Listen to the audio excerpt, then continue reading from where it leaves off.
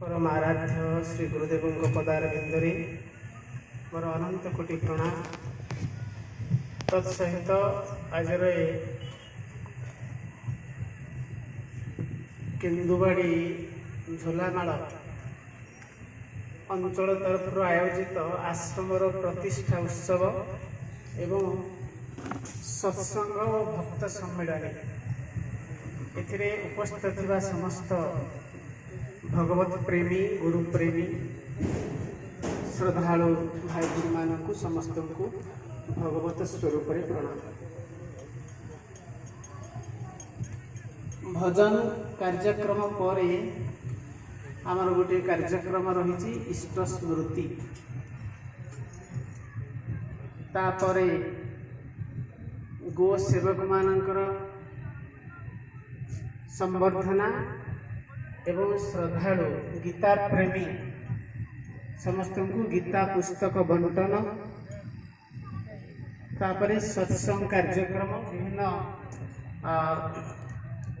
भाई भौणी माने आध्यात्मिक तत्व संबंध रे भगवान का संबंध रे आपण मानकु बुझेबे। इष्ट स्मृति कार्यक्रम अल्प समय करवा तापरे प्रसाद सेवन रही 1:30 में प्रसाद सेवन करवा समस्ते प्रसाद सेवन करिके जिबा। इष्ट स्मृति कौन इष्ट किए संक्षिप्त भाव में आमे आलोचना करवा एवं कार्यक्रम टी समापन करवा।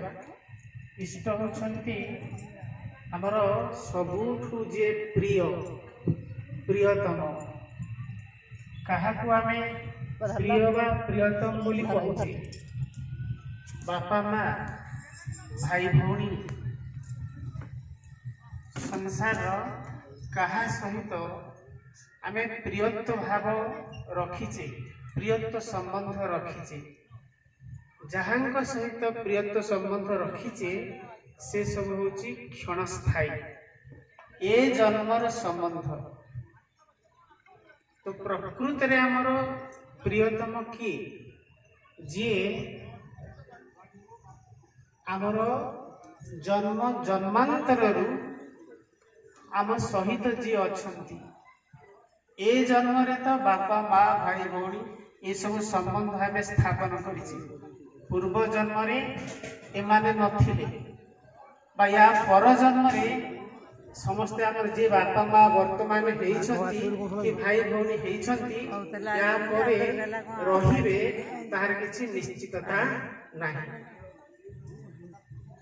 ताले आमर प्रकृत संबंध जहां सहित सी होछंती प्रकृत रे प्रियतम जी आमको कौनसी समय रे छाड़ी जाई नाही आम पाखे पाखे अच्छी आमे जे कौन सी जन्म रे जन्म ग्रहण करूना कहीं पूर्वर जेते जन्म आमे नहींचे एमती कि नरक जोनि हो स्वर्ग हो जो भी जाइचे आम सहित जी अच्छी केबे भी आमको छाड़ी नाहंती सी होछंती आमर प्रियतम। किए से सी सगुण साकार भाव रे सी होछंती गुरुदेव से होछंती जगन्नाथ से होछंती राम से होछंती कृष्ण जेते देवा देवी आमे जहां को देखुचे ये सब सिना नाम अलगा अलगा रूप अलगा अलगा किंतु जणे से निर्गुण निराकार भाव रे समस्तंक मध्य सी अछंती। तांको सहित आमर असल संबंध रही संसार सहित आमर नकली संबंध रही तेणु से संबंध को आमे प्रकृत में भूली जाइए जहाँ भूली जाइए जहाँ विस्मृत हो जाइए तो ताकू स्मरण करवा होची इष्ट स्मृति तांको सहित से परमात्मा सहित जी आम समस्त भितर अच्छी अंतर्जामी भाव अच्छी सर्वव्यापी भाव जी अच्छी आमे स्मरण करवा नित्य निरंतर स्मरण करवा। कहीं प्रश्न आसे कहीं आम स्मरण करवा जमी गोटे जल बिंदु आपण जेकोसी स्थान जल टोपाटे पकई दिंतु सी कौटी जीव बाष्पीभूत होगी जाऊ वर्षा आकार जाऊ बा नदी नाल को जाऊ पुष्करिणी की जाऊ जोठी जोठी गले भी शेष सी पहुँचब समुद्र रे तार उच्चर अग्नि सदा सर्वदा ऊपर उठी थाए तार शिखा कहीं तार उत्स ऊपर सूर्य होती समस्त शक्तिर आधार तेणु सबकि उत्स आड़ सब धावमान होता है दौड़ी थाए जाए तेणु ये आम स्वभाव समस्त आम सब प्रभु निकट को जीवा एवं आम जहाँ अभाव अनुभव करुचे आम समस्त अभाव कौन सुख शांति आम सब खोजुचे सुख पछरे खोजुचे सुख पछरे दौड़ुचे जी जहाँ भी काम करू तो लक्ष्य हूँ गोटे आपण भावे लक्ष्य आम अलग अलग ना लक्ष्य भिन्न भिन्न नुहे समस्त लक्ष्य हूँ गोटे कृषक जड़े कृषि करुची तार कृषि करने काम शिक्षक शिक्षकता करने काम डाक्तर चिकित्सा करवा तार काम व्यवसायी व्यवसाय करुची तार काम जी भी जहा करुची तो ता मूल रे गोटे लक्ष्य कौन से ना आनंद शांति को आनंद माने अल्प समय पाई नुह चिरस्थायी आनंद कम नुह अधिक आनंद जोटा को आम कहचे शाश्वत आनंद शाश्वत आनंद कोठी अछि सत चित आनंद स्वरूप परमात्मा निकट में अछंती परमात्मा होचंती सत चित आनंद स्वरूप तेणु आम समस्ते जो आनंद को खोजुचे जो शाश्वत सुख को खोजुचे से होचंती परमात्मा से होचंती सगुण साकार रूप रे गुरुदेव से होचंती सगुण साकार रूप रे जगन्नाथ जो रूप जो नाम प्रति आमर प्रियत्व भाव अछि तो तांकु आमे इष्ट भाव रे ग्रहण करि परिबा ये आमर स्वाभाविकता तांकु भलो पाइबा तांको सहित युक्त हवा बा जोग हवा ये आमर समस्तंकर स्वाभाविकता आमको परम आनंद परम शांति सेते बेले मिलिबो तांकु स्मरण करवा केमिति ए जो इष्ट स्मृति रे स्मरण करवा पई जो माने दीक्षा ग्रहण करिसंती जो भाई भोर माने तो समस्त को गुरुदेव गोटे सहज सूत्र देइछंती अजपा सूत्र अजपा सूत्र रे लय आ जो माने दीक्षा ग्रहण करना से माने स्पष्ट भाव में बुझी पारिबेनी किंतु तार भावटा को बुझी पारिबे अजपा सूत्र आम जो माने दीक्षा ग्रहण करिचे तो अजपा सूत्र रे लय यह केवल आम खाइबा पीवा बसिबा उठिबारे व्यवहार करबानी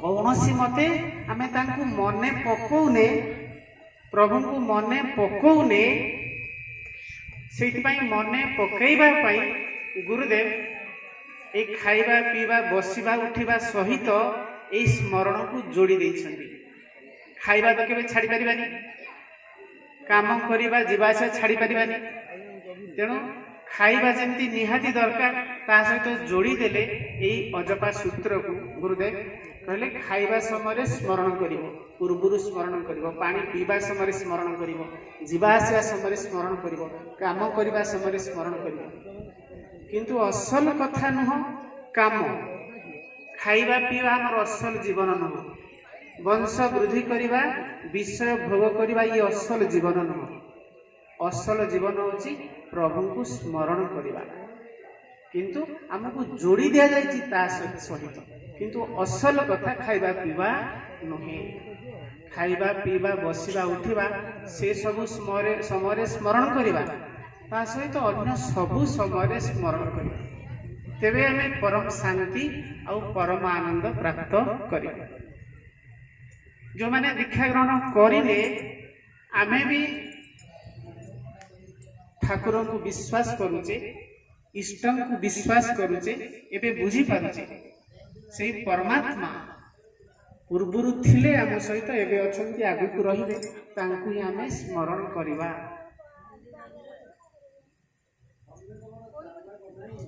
ମନ ଯୁଆଡ଼େ ବି ଯାଉ, ଯେକୌଣସି କାମରେ ଆମେ ଥାନ୍ତୁ ନା କାହିଁକି, କେବଳ ବସିକି ଯେ ସ୍ମରଣ କରିବା ସେ କଥା ନୁହେଁ, ଚଲା ବୁଲା କରିବା ସବୁବେଳେ। କାହିଁକି ନା ସିଏ ହେଉଛନ୍ତି ଭାବର କଥା, ସ୍ମୃତିର କଥା। ଆମେ ଯାହା କାମ କଲେ ବି ହୃଦୟ ଭିତରେ ସେଇ ଭାବ ରଖିବା। କୋଉ ଭାବ ରଖିବା ନା ପ୍ରଭୁଙ୍କ ସହିତ ପ୍ରିୟତ୍ୱ ଭାବ ରଖିବା। ପ୍ରକୃତରେ ଆମର ଏମିତି ସ୍ମରଣ ହଉଛି କୋଉ କଥା? ସଂସାର କଥା। କାହିଁକି ନା ସଂସାର ସହିତ ଆମର ପ୍ରିୟତ୍ୱ ଭାବ ଅଛି ବୋଲି। ଯାହା ସହିତ ଆମର ପ୍ରିୟତ୍ୱ ଭାବ ଅଛି ତାଙ୍କ କଥା ଆମର ଅଧିକ ସ୍ମରଣ ହଉଛି। କିନ୍ତୁ ପ୍ରିୟତ୍ୱ ଭାବ ଯେତେବେଳେ ପ୍ରଭୁଙ୍କ ସହିତ ଯୋଡ଼ିଦେବା, ମୁଁ ପ୍ରଭୁଙ୍କର, ପ୍ରଭୁ ମୋର, ମୋତେ ତୁମେ ସବୁଠୁ ପ୍ରିୟ ଲାଗ, ପ୍ରାର୍ଥନା କରିବା ପ୍ରଭୁ। ସବୁଠୁ ଅଧିକ ପ୍ରିୟ ଲାଗିବେ ପ୍ରଭୁ। ଯେତେବେଳେ ଲାଗିବେ ଆପେ ଆପେ ସ୍ମରଣ ହବ, ଆପେ ଆପେ ସେ ସ୍ମୃତିକୁ ଆସିବେ। ତେଣୁ ପ୍ରିୟତ୍ୱ ଭାବ ସଂସାର ସହିତ ଅଛି ବୋଲି ସଂସାର ଆମ ସ୍ମୃତିକି ଆସୁଛି।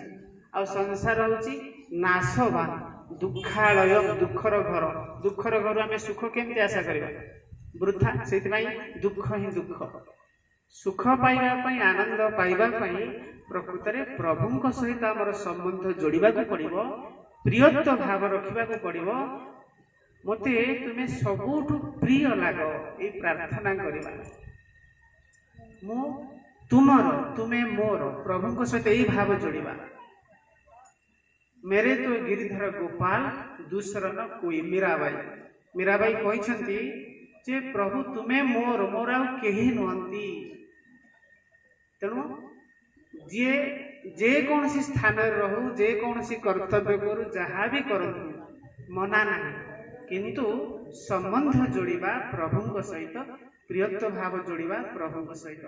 ତେଣୁ ଆସନ୍ତୁ ଅଳ୍ପ ସମୟ ପାଇଁ ସମସ୍ତେ ଅଭ୍ୟାସ କରିବା। ଏଇ ଯୋଉ ଅଳ୍ପ ସମୟ ପାଇଁ ଅଭ୍ୟାସ କରିବା, ଯେ ଏତିକି ସମୟ ପ୍ରତିଦିନ ନୁହେଁ, ଏ ମାତ୍ର ଅଭ୍ୟାସ। ପ୍ରତିଦିନ ଆମେ ସକାଳେ, ସନ୍ଧ୍ୟାବେଳେ ହଉ, ଦ୍ୱିପହରେ ହଉ, ଯେତେବେଳେ ଆମକୁ ମନେ ପଡ଼ିଲେ, ଯେତେ ଯେତେ ଆମେ ପ୍ରଭୁଙ୍କ ସହିତ ପ୍ରିୟତ୍ୱ ଭାବ ଯୋଡ଼ିବା, ସେତେ ସେତେ ଆମର ମନେ ପଡ଼ିବେ, ଆଉ ସେତେ ସେତେ ଆମକୁ ଆନନ୍ଦ ହିଁ ଆନନ୍ଦ ମିଳିବ। ତେଣୁ କିଛି ସମୟ ପାଇଁ ଇଷ୍ଟ ସ୍ମୃତି କରିବା। ଆମେ ନୀରବରେ ବସିବା। ଅଜପା ସୂତ୍ର ଯେଉଁମାନେ ଆମେ ଦୀକ୍ଷା ଗ୍ରହଣ କରିଛେ, ପବନ ସୂତ୍ର ଆମକୁ ଦିଆଯାଇଛି। ତ ଶ୍ୱାସ ପ୍ରଶ୍ୱାସକୁ ଲକ୍ଷ୍ୟ କରିବା। ଶ୍ୱାସ ପ୍ରଶ୍ୱାସର ଗତି ସହିତ ପ୍ରଭୁ ଯିବା ଆସିବା କରୁଛନ୍ତି ଏ ଶରୀର ଭିତରେ, ଆସୁଛନ୍ତି ଯାଉଛନ୍ତି, ଆସୁଛନ୍ତି ଯାଉଛନ୍ତି। କେବଳ ଯେ ଶରୀର ଭିତରେ ତାହା ନୁହେଁ, ପ୍ରତ୍ୟେକ ପ୍ରାଣୀ ଭିତରେ, ପ୍ରତ୍ୟେକ କାର୍ଯ୍ୟ ଭିତରେ। ତେଣୁ ମନ ଯୁଆଡ଼େ ବି ଯାଉ, ସେଠାରେ ଦେଖିବା ପ୍ରଭୁଙ୍କୁ। କାହିଁକି? ପ୍ରଭୁଙ୍କ ବିନା ଇଚ୍ଛାରେ ଗଛର ପତ୍ରଟିଏ ହଲେନି। ଯେକୌଣସି କାମ ହେଉଛି ତ ପ୍ରଭୁଙ୍କ ଇଚ୍ଛାରେ ହିଁ ହେଉଛି।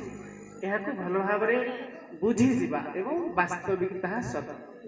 ତେଣୁ ଅଳ୍ପ ସମୟ ପାଇଁ ଇଷ୍ଟ ସ୍ମୃତି କରିବା।